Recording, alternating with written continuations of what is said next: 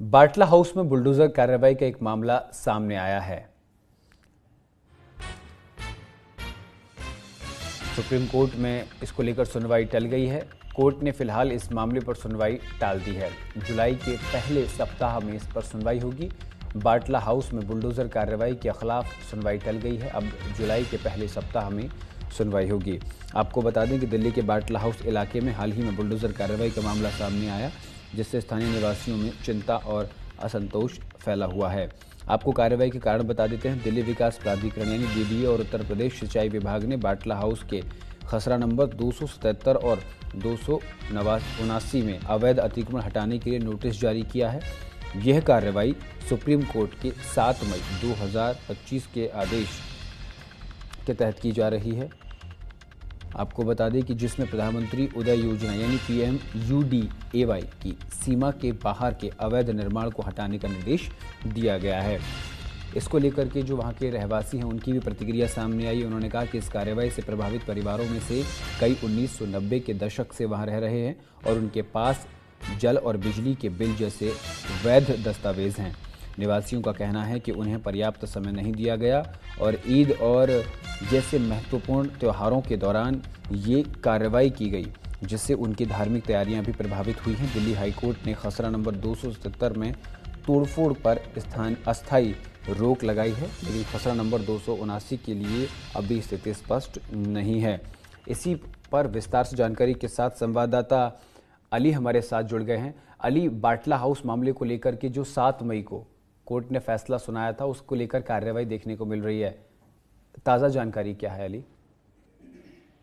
देखिए गौरव, 7 मई को इस पूरे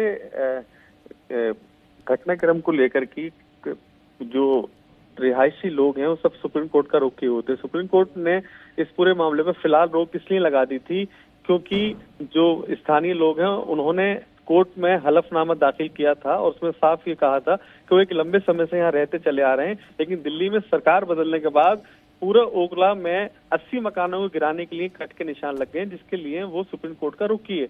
आज सुप्रीम कोर्ट में इस पूरे मामले को लेकर बहस चल रही थी, लेकिन फिलहाल वो बहस इसलिए टल गई है क्योंकि सुनवाई के दौरान ही न्यायाधीश ने कहा कि इस पूरे मामले को अब छुट्टियों के बाद सुना जाएगा। यानी फिलहाल कोर्ट की छुट्टियां चल रही हैं, तो अब जुलाई के फर्स्ट माह में इस पूरे प्रकरण को दोबारा सुना जाएगा। लेकिन सरकार की तरफ से पेश अधिवक्ता ने यही दलील पेश की कोर्ट में कि इस दौरान नए निर्माण न बने, क्योंकि कई सारे नए निर्माण वहां पर ओखला के बाटला हाउस में तैयारी पे हैं। अगर इसमें समय दिया गया तो नए निर्माण बन जाएंगे। हालांकि पूरे सुनवाई के दौरान कोर्ट ने जो स्टे दिया है, स्टे में साफ ही कहा है कि अब कोई नया निर्माण वहां नहीं होगा फिलहाल 90 दिन तक के लिए, जब तक इस पूरे मामले की सुनवाई न हो जाए। जी अली, इसमें 2 खसरा नंबर है, एक खसरा नंबर 277 और एक खसरा नंबर 279। 277 को लेकर तो स्थिति स्पष्ट है, लेकिन 279 को लेकर स्थिति स्पष्ट नहीं है। इसका क्या मतलब है?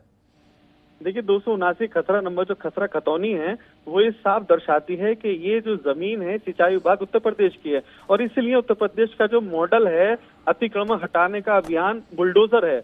इसी को लेकर की कार्रवाई के लिए कट के निशान लगे थे। फिलहाल का जो अभी की बात की जाए तो यही मंथन है इस खतरा नंबर को लेकर की, इसी पे बहस होगी और बहस के बाद जो कोर्ट का फाइनली डिसीजन होगा उसी के आधार पर आगे की कार्रवाई की जाएगी।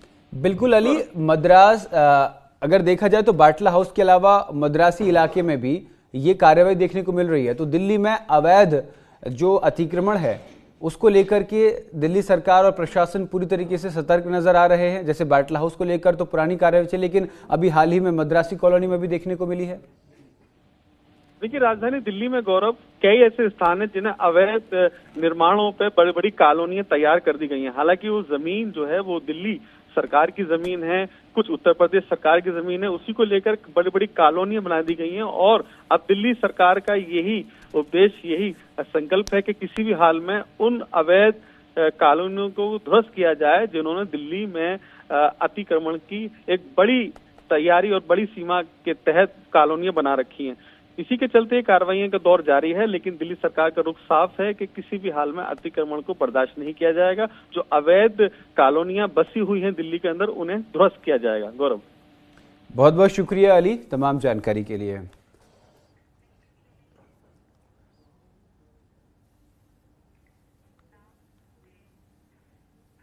चलिए आगे बढ़ते खबरों में। लखनऊ से बड़ी खबर